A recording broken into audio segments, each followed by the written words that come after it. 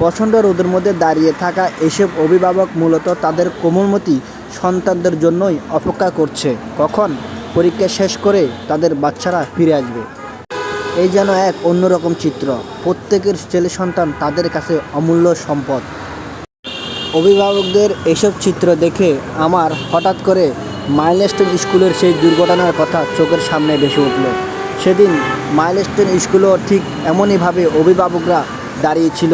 বিদ্যালয় ছুটি হবে, ছেলে মায়ের কাছে আসবে, কিন্তু ভাগ্যর কি নির্মম পরিহাস, সেদিন আর মায়ের কোলে আসা হলো না সেই কোমলমতি শিক্ষার্থীদের।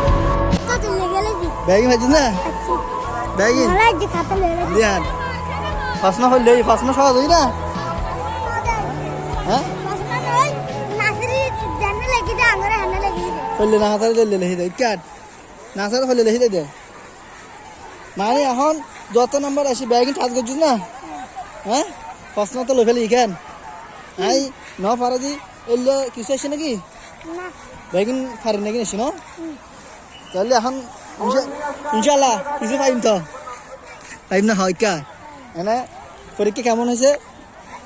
হ্যাঁ কাই কাইছো না কি হাবি টাটা দে না বলে ইনশাল্লাহ কিছু হবো আমি না বলে ইনশাল্লাহ আমি ভালো কিছু করবো।